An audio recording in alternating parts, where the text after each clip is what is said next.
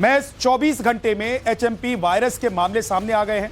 कर्नाटक में एचएमपीवी के 2 मरीज मिले हैं। बेंगलुरु में 2 बच्चों में यह वायरस मिला है।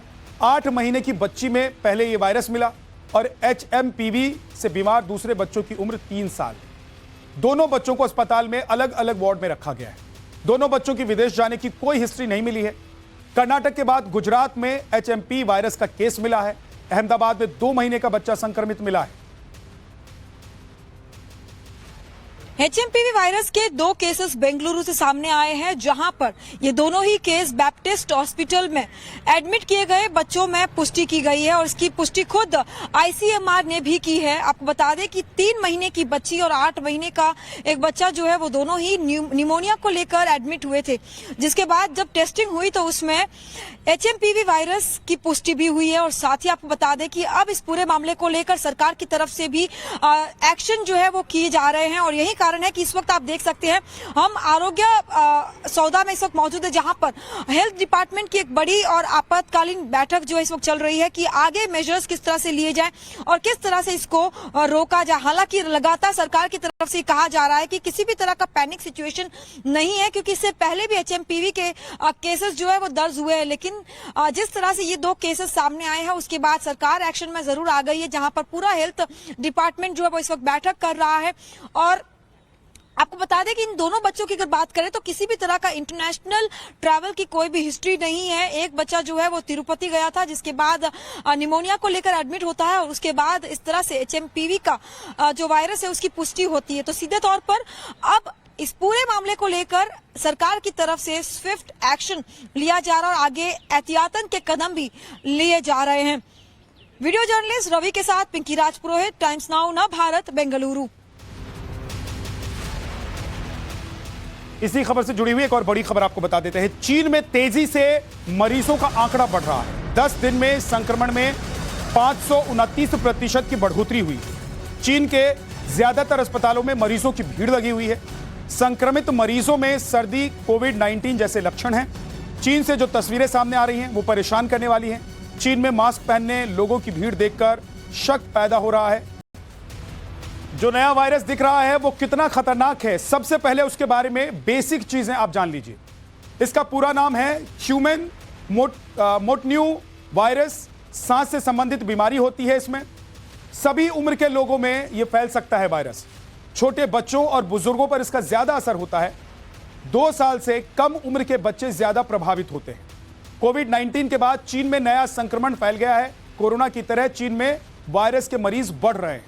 कोरोना के 5 साल बाद एचएमपीवी वायरस एक बार फिर से लौटा है और एक और वायरस लौटा है। आप ये कह सकते हैं कि भारत समेत कई देशों में वायरस फैलने का खतरा सता रहा है। आपको एक रिपोर्ट दिखाते हैं। जिस तरह से डॉक्टर्स और एक्सपर्ट्स का ये कहना है कि एचएमपीवी वायरस के जो मामले हैं वो पहले भी भारत में और दुनिया के और भी देशों में पाए जा चुके हैं, लेकिन अब सवाल ये उठता है क्या कोरोना और एचएमपीवी वायरस एक तरह के वायरस हैं? तो डॉक्टर्स का कहना है कि दोनों ही रेस्पिरेटरी वायरस है, यानी दोनों के लक्षण एक तरह से हैं और बचाव भी एक तरह से। यानी अगर लक्षण की बात करें तो दोनों में ही सांस संबंधी ही समस्याएं होंगी। किसी को लंग्स में प्रॉब्लम, किसी को सांस लेने में प्रॉब्लम, किसी को सर्दी, खांसी, जुकाम, इसी तरह के लक्षण जो कोरोना में थे वो एचएमपीवी वायरस में भी पाए जाएंगे। लेकिन अगर बात करें तो ये खतरा एचएमपीवी वायरस में बताया जा रहा है कि बच्चों और बुजुर्गों में सबसे ज्यादा है। जिसकी इम्यूनिटी कमजोर है उसको ये वायरस अपनी चपेट में ले सकता है। जैसा कि पाया जा रहा है कि बैंगलोर में 3 और 8 महीने के बच्चों में एचएमपीवी वायरस से वो संक्रमित हुए हैं। ठीक उसी तरह से डॉक्टर्स और एक्सपर्ट्स का कहना है कि बच्चों को ध्यान देने की जरूरत है, बच्चों पर ध्यान देने की जरूरत है, क्योंकि वायरस उनको चपेट में ले सकता है। क्योंकि इम्यूनिटी काफी ज्यादा जिसकी वीक होती है, खासतौर पे 65 साल से ऊपर के जो बुजुर्ग हैं उन पर भी ये खतरा मंडरा रहा है। इसलिए अगर बचाव की बात करें तो ठीक उसी तरह से जैसे कि कोरोना के वक्त में जो एहतियात बरत रहे थे लोग, उसी तरह से एहतियात बरतने की जरूरत है। मास्क लगाने की जरूरत है, डिस्टेंस मेंटेन करने की जरूरत है और हाथ की सफाई की जरूरत है। तो अगर आप इस तरह से रखरखाव करते हैं तो आप इस वायरस से बच सकते हैं। चीन में नए वायरस को लेकर इस वक्त क्या हलचल जारी है, क्या कुछ चल रहा है, इसको लेकर जानकारी आपको दे देते हैं ताकि आप सतर्क रहें, सचेत रहें। दावा किया जा रहा है कि वायरस फैलने के बाद कई इलाकों में इमरजेंसी लागू कर दी गई। Beijing, Guangzhou, Shanghai, Hebei, Tianjin, इन तमाम इलाकों में, इन तमाम स्टेट्स में वहां पर मरीजों की संख्या काफी तेजी से बढ़ी। दावा यह भी है कि वुहान के स्कूलों में 30 से ज्यादा बच्चे बीमार पड़ गए हैं। बच्चों के बीमार होने के बाद स्कूल को बंद किया गया है। 2019 में वुहान में ही मिला था कोरोना का पहला मरीज। नए वायरस के बाद अस्पतालों, शमशान घाटों में भीड़ बढ़ गई है। चीन की तरफ से इसकी आधिकारिक घोषणा नहीं की गई है, जैसा कि पहले कोरोना के टाइम पर भी इसकी घोषणा नहीं की गई थी। चीन ने लंबे वक्त तक उसको छिपाया था। नए वायरस से निपटने के लिए चीन कई टेस्टिंग कर रहा है। देश में लोगों के लिए ट्रेवल करना सुरक्षित नहीं है, खतरनाक नहीं है, यह जानकारी चीन को देनी चाहिए, लेकिन चीन ने इस तरह की कोई जानकारी नहीं दी है। चीन में कई सोशल मीडिया पोस्ट के जरिए इस तरह के दावे किए जा रहे हैं, वायरस के फैलने के दावे किए जा रहे हैं। और इस नए वायरस पर बात करने के लिए हमारे साथ डॉक्टर स्वाति माहेश्वरी जुड़ गई हैं, जो हमें बताएंगी कि यह वायरस क्या है, कितना खतरनाक है, और इस वायरस के, ये वायरस अगर आपके शरीर में प्रवेश कर जाता है तो क्या हो सकता है। बहुत बहुत स्वागत है डॉक्टर स्वाति माहेश्वरी आपका। कितना खतरनाक है ये वायरस, सबसे पहले तो ये बताइए। देखिए, जिस HMPV को हम जानते हैं वो बहुत ज्यादा खतरनाक नहीं है, ये साफ तौर से समझना बहुत जरूरी है। ऐसा नहीं है कि ये कोई नया वायरस है या अनजान वायरस है जिसके बारे में हम नहीं जानते हैं। कई दशकों से ये वायरस हमारे बीच में घूम रहा है और संक्रमित करता है। हर साल जब सर्दियां आती हैं तो जो है लोग इस वायरस से संक्रमित होते हैं, खास तौर से बच्चे और बड़े बुजुर्ग जो हैं उनमें इसका संक्रमण देखा जाता है। लेकिन इसका जो संक्रमण होता है वो बहुत तीव्र संक्रमण नहीं होता है। ज्यादातर ये संक्रमण अपने आप ठीक हो जाता है, इसलिए इसको भी एक कॉमन कोल्ड की तरह से ही लिया गया है अभी तक। इसलिए इसकी बहुत ज्यादा टेस्टिंग नहीं होती है और इसको बहुत ज्यादा गंभीरता से नहीं लिया जाता है। चीन में जो मामला डॉक्टर स्वाति सामने आ रहा है, वहां पर मरीजों की संख्या बढ़ रही है, हॉस्पिटल में लोग ज्यादा पहुंच रहे हैं, शमशान घाट में भीड़ दिखाई दे रही है, वहां पर डेड बॉडीज ज्यादा दिखाई दे रही हैं। तो क्या हम ये मानकर चलें कि इस वायरस के साथ कोई दूसरा वायरस मिल गया है और उसने संक्रमण को फैलाया है, जो चीन में देखने को मिल रहा है, और उसका डर हमें भी है? देखिए, जो बात आपने बोली वही चिंता का विषय है कि अगर चीन में यही HMPV घूम रहा है जिसको हम लोग इतने सालों से जानते और ट्रीट करते आ रहे हैं, तो क्यों इतना ज्यादा अचानक से इन्फेक्शन बढ़ रहा है। अब यहाँ बहुत बड़ा सवाल ये उठ करके आता है कि चीन क्या तथ्य छुपा रहा है, क्या ऐसी जानकारी है जो चीन इस वक्त विश्व को नहीं दे रहा है, WHO के साथ भी साझा नहीं कर रहा है, क्योंकि वो जानकारी जब तक उभर के सामने नहीं आती। दूसरा एक बात बहुत जरूरी समझने की है, जिस तरह से कोविड वायरस RNA वायरस था, उसी तरह से HMPV भी RNA वायरस है, और जो RNA वायरस होते हैं उनमें म्यूटेशंस बहुत जल्दी होते हैं। तो इसकी बहुत बड़ी संभावना हो सकती है कि जो HMPV वायरस वहां पर इस वक्त सर्कुलेट कर रहा है उसमें म्यूटेशंस हैं, जिसकी वजह से वो ज्यादा इन्फेक्टिव हो गया है, जिसकी वजह से उसकी घातकता भी दिख रही है। और यही एक बहुत बड़ा कारण है कि ये समझना बहुत जरूरी है कि असली में जो इस वक्त वहां पर वायरस है, जिसको हम HMP वायरस बोल रहे हैं, उसमें कितने म्यूटेशंस हैं, वो किस तरह का इस वक्त जो है अपना उसका जो जीनोमिक सीक्वेंस है वो मिलना बहुत जरूरी है। उससे बहुत सारे तथ्य सामने आएंगे और ये समझ आएगा कि हाँ, ये वायरस अब कितना घातक है, इसकी इन्फेक्टिविटी कैसी है। क्योंकि कोविड से अगर इस वायरस को हम कंपेयर करें तो HMP वायरस जो होता है वो उतना ज्यादा इन्फेक्टिव नहीं होता है। कोरोना के वक्त में हमने देखा कि बहुत जल्दी एक व्यक्ति से दूसरे को इन्फेक्शन हो रहा था, एक घर से दूसरे घर बहुत जल्दी इन्फेक्शन जा रहा था।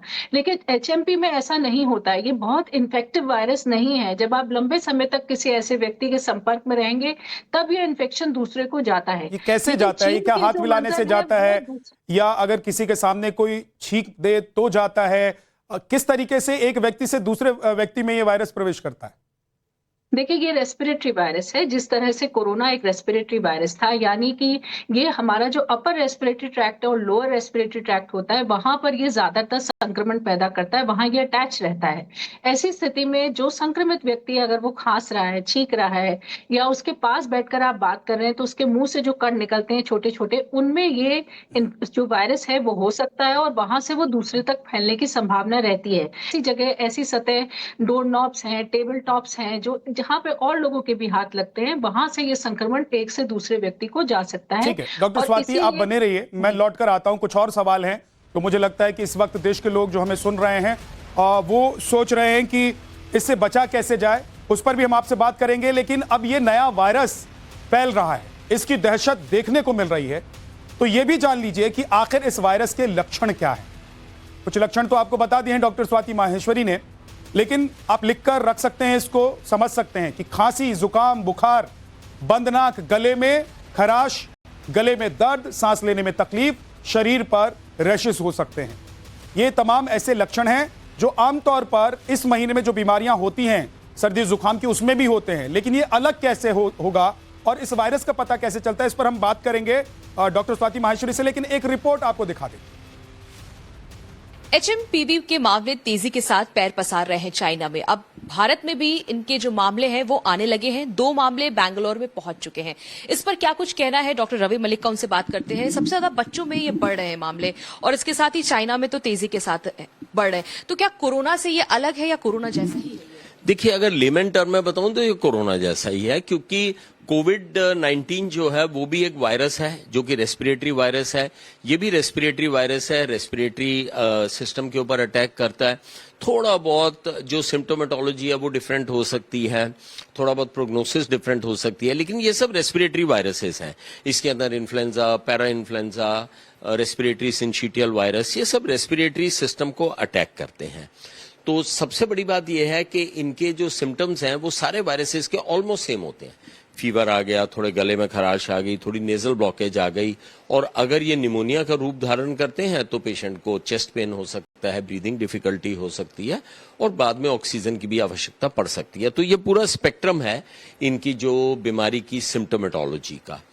और जहां तक कि इस वायरस का तल्लक है, डेफिनेटली थोड़ा सा हम लोगों को केयरफुल रहना, सिर्फ इस वायरस से नहीं, सारे रेस्पिरेटरी वायरसेस से केयरफुल रहना जरूरी है, क्योंकि इस वक्त जो है विंटर्स के अंदर, स्पेशली स्प्रिंग और विंटर मंथ्स में, ये वायरसेस काफी सक्रिय हो जाते हैं। डॉक्टर रवि मलिक को आप सुन रहे थे। डॉक्टर स्वाति माहेश्वरी हमारे साथ हैं। और डॉक्टर स्वाति, अभी हमने कुछ लक्षण बताए हैं और आपने भी कुछ लक्षण बताए थे। दोनों इस वायरस में और एक नॉर्मल जो सिम्टोमेटिक जो बीमारियां होती हैं, मौसमी बीमारियां होती हैं, उसमें कैसे फर्क समझ में आएगा और लोग कैसे समझ पाएंगे कि नहीं, अब मैं एचएमपीवी से ग्रसित हो गया हूं या मुझे नॉर्मली जो एक मौसमी बीमारी होती है वो बीमारी है? देखिए, शुरुआती दिनों में जो लक्षण सामने आते हैं उनसे फर्क करना बहुत मुश्किल है कि आपको साधारण कोल्ड एंड फ्लू है या एचएमपीवी का इन्फेक्शन है, क्योंकि इसमें भी जो है अपर रेस्पिरेटरी ट्रैक्ट इन्वॉल्व होता है। तो उसकी वजह से हल्का बुखार होना, सर्दी खांसी के जो लक्षण रहते हैं कि सर में दर्द होना, नाक बहना या बंद हो जाना, गले में खराश होना, इसी तरह के सिम्टम्स सामने आते हैं। और इसलिए ऐसी स्थिति में बहुत मुश्किल है ये बता पाना कि ये कौन सा इन्फेक्शन है जब तक कि टेस्टिंग नहीं हो। लेकिन कुछ लोगों में ये देखा गया, और खास तौर से बच्चों में देखा गया है, कि कभी कभी छाती से गड़गड़ाहट की आवाज आती है, जिसे हम वीजिंग बोलते हैं। वो एक सिम्टम है जो हो सकता है। वहीं सांस लेने में दिक्कत होना या बुखार का जो है लगातार बने रहना और बहुत तेज हो जाना, ये कुछ ऐसे लक्षण हैं जो आपको इसकी तरफ इंगित करेंगे कि शायद ये कुछ मामला जो है ठीक नहीं चल रहा है, हमें अब डॉक्टर से संपर्क कर लेना चाहिए, क्योंकि ऐसी स्थिति में टेस्टिंग भी करानी बहुत जरूरी है। और ऐसी स्थिति में आप घर में ट्रीटमेंट नहीं कर सकते हैं। कितने दिन में इसकी टेस्टिंग होनी जरूरी है?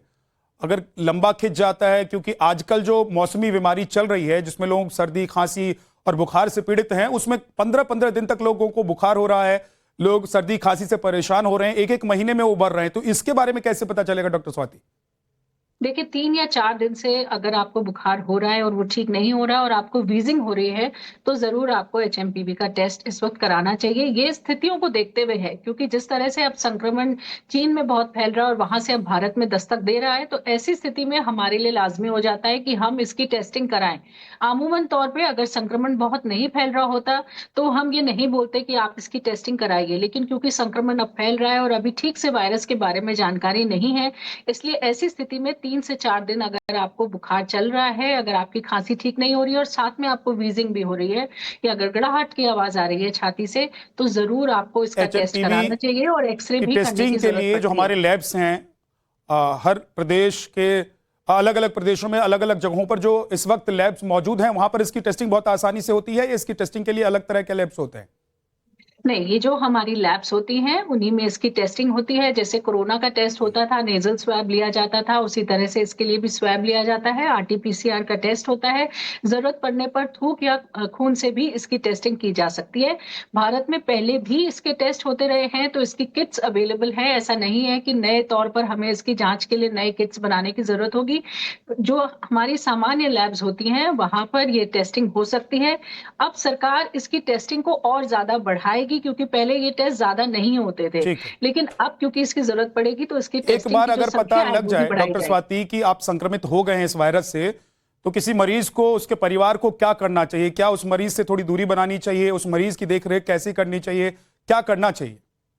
बिल्कुल, ये सबसे ज़रूरी प्रश्न है, क्योंकि देखिए अगर किसी को परिवार में ऐसा एचएमपी इन्फेक्शन निकलता है तो दूसरे लोगों को होने का डर रहता है। इसलिए जैसे कोरोना के वक़्त में हमने उनको आइसोलेट किया था, आपको आइसोलेट करने की ज़रूरत है। उनका जो बेडिंग है, तौलिए हैं, उनका जो सामान है, कपड़े, वो अलग धुलने चाहिए, उनका अलग इस्तेमाल होना चाहिए, उनके बर्तन आपको अलग करने की ज़रूरत होगी, मास्क लगा कर के रखिए और घर में जो चीज़ें हैं उनको सैनिटाइज़ करना ज़रूरी रहेगा।